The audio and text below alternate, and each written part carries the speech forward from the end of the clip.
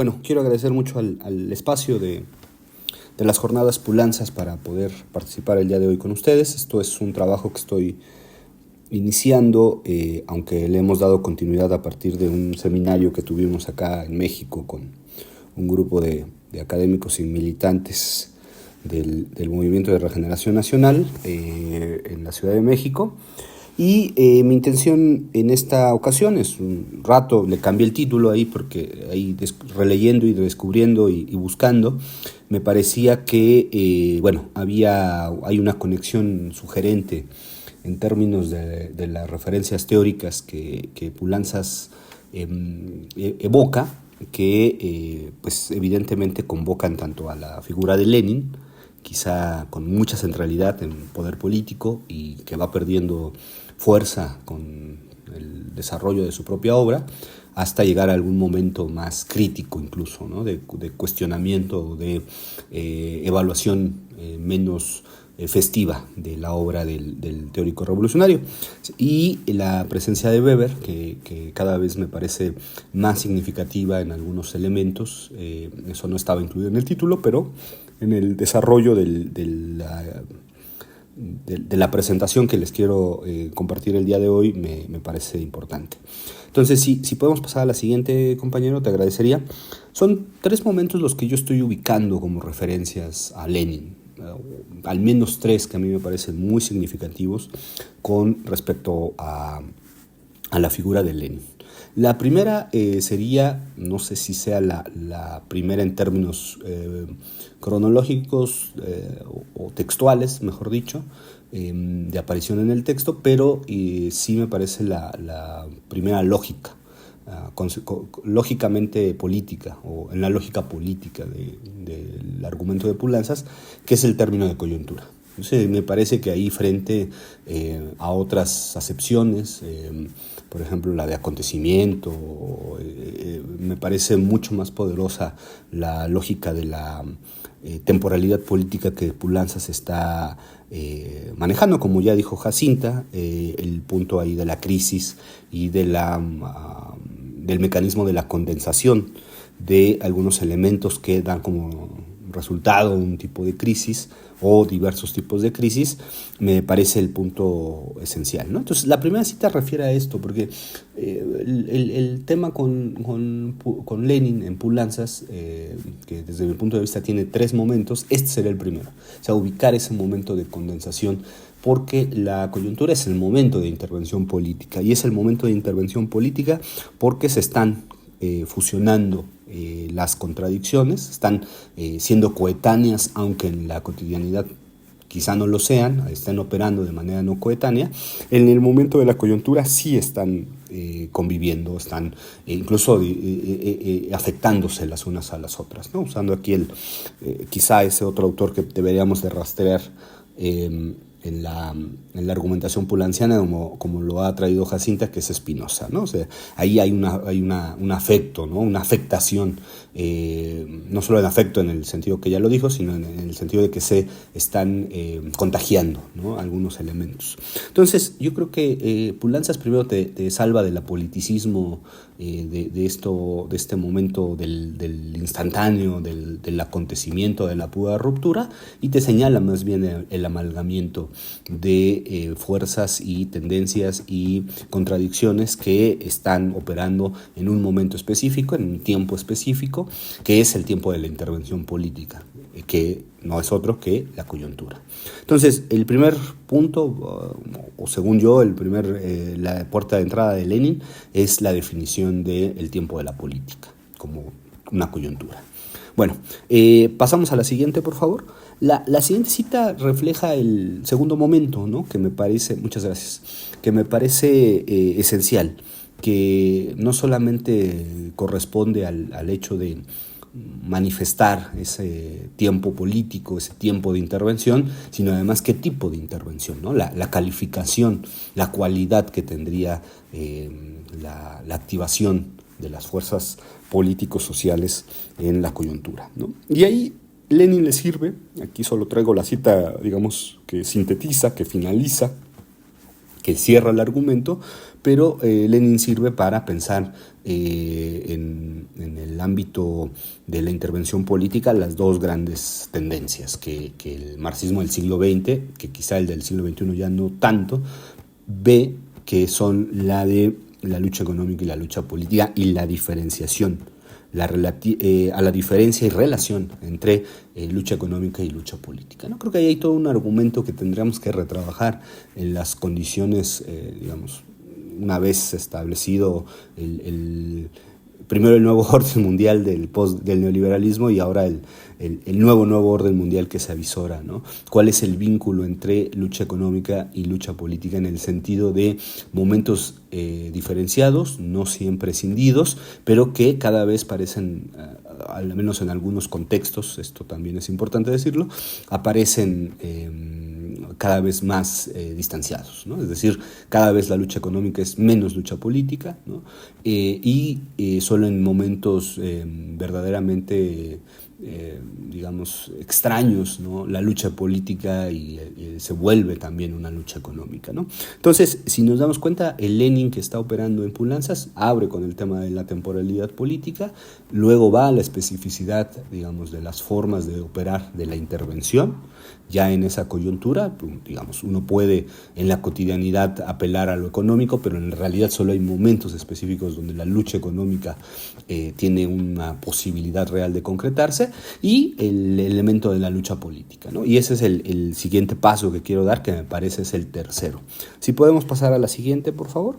El tercer paso es, digamos, el más obvio y el más famoso relativo a la obra de Pulanzas, al menos en América Latina, o al menos como lo leemos nosotros acá en México, en el seminario Pulanzas que tuvimos, que era la cuestión del Estado, ¿no? O sea, ahí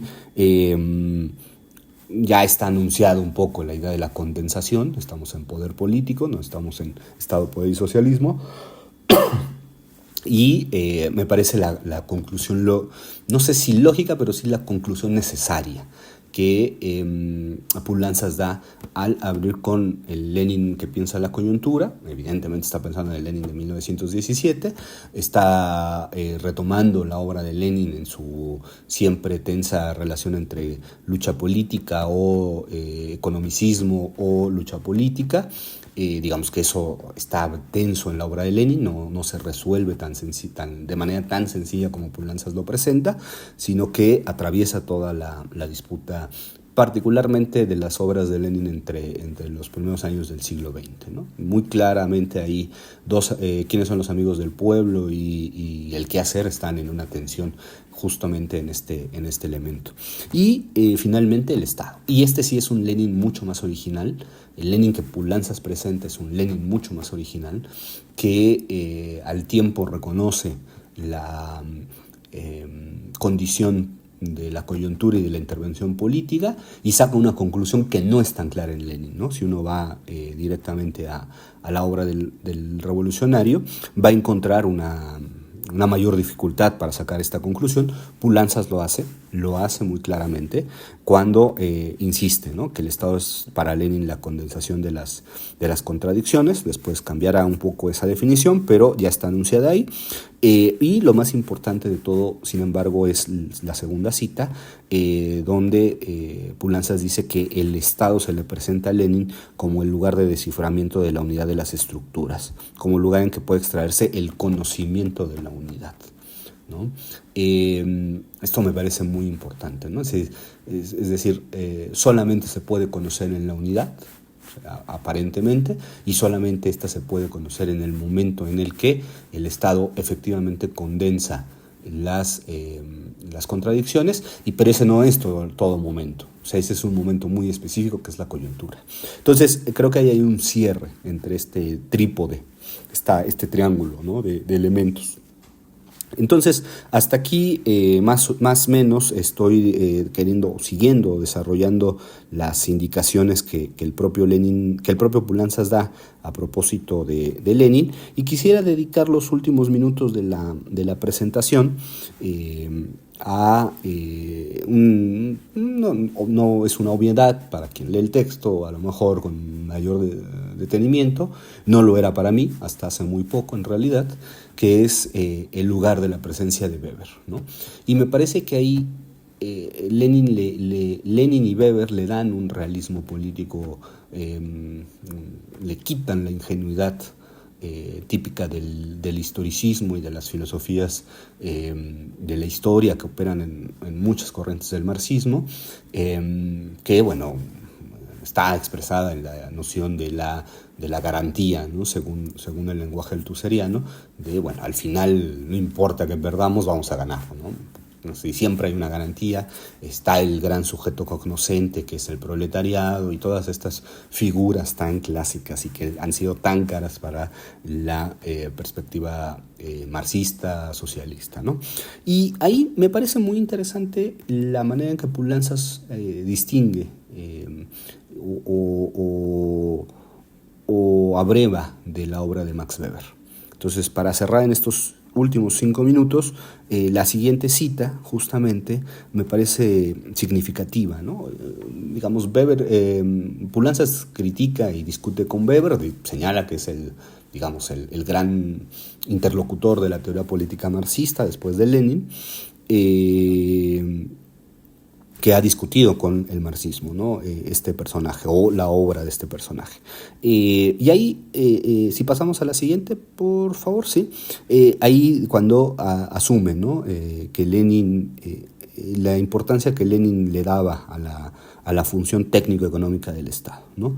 En sus textos del 17-20, que son los que le gustan a García Linera, ¿no? Me parecen a mí también los más problemáticos por su riqueza, no porque te atoren y porque te estanquen, sino justamente porque te reconocen, ¿no? El momento, digamos, de una nueva coyuntura, que ya no es la coyuntura de las intervenciones políticas de las clases, de los grupos subalternos o como les llamemos, sino más bien el momento ya de la construcción, ¿no? Y entonces el peso de la técnica, ¿no? En este caso de la técnica administrativa, ¿no? De la gestión. Y ese es un Lenin muy interesante, es un Lenin que parece negarse a sí mismo. Y creo que Poulantzas lo detecta bien, ¿no? Es el Lenin aquel que dice en algún momento que cambia a 100 comunistas por un cuadro técnico, ¿no? O sea, es un Lenin que renuncia al voluntarismo político, que renuncia, digamos, a la política como vocación y piensa más en la ciencia como vocación, en el lenguaje weberiano, y que al final me parece que uno podría hacer la historia del movimiento comunista real, del socialismo real, en términos del proceso weberiano de los entramados de racionalización, ¿no? Al final, efectivamente, el socialismo trató de ser una forma racionalista, no totalmente instrumental, pero invariablemente caía o necesitaba caer, porque no había otra manera de gestionar la contradicción en los aspectos más típicos de las formas de racionalización, en este caso la burocracia, ¿no? Y en ese sentido tendríamos que repensar la burocracia, ¿no? La burocracia no como jaula de hierro, que es la traducción que le copiamos a Talcott Parsons, sino más bien como una necesidad incómoda, pero finalmente necesidad con la que tenemos que convivir todo el tiempo, ¿no? Y creo que Lenin ahí tiene una tensión, ¿no? Ya no alcanza a vislumbrar qué significa eso, denuncia el proceso de burocratización, como sabemos todas y todos, en algunos de sus últimos textos, pero sin embargo él es artífice también por una necesidad política y una necesidad de construcción del Estado de esa arquitectura, ¿no? Bueno, eso después se va a dirimir de una manera muy negativa, como en Lenin está el stalinismo y cosas así que implican muchas más discusiones y muchos más matices que los que tenemos. Y finalmente la última, ya para cerrar, en la última cita que traigo aquí de poder político, ya se me acaba el tiempo, pues es esto, ¿no? La crítica particularmente de la posición de Trotsky, ¿no? Sobre la burocracia y de la necesidad de repensar a la burocracia en un sentido que permita, digamos, completar estas dimensiones de la evaluación del Estado, no solamente como aparato, pero bueno, Ahí lo dice muy seriamente Poulantzas, dice que no tomará en consideración más que los análisis de Max Weber. Si puedes poner la última solo para que se vea, compañero, te agradecería. Y dice, a pesar de las críticas que pueden hacérsele, ¿no? O sea, con eso cierra. Y con eso, bueno, yo también cerraría. Trabajo en curso, habrá que matizar, habrá que desentrañar y elaborar de manera más fina, pero esencialmente es estas son las presencias de Lenin en Poulantzas. Bueno, pues les agradezco el tiempo, la escucha y gracias.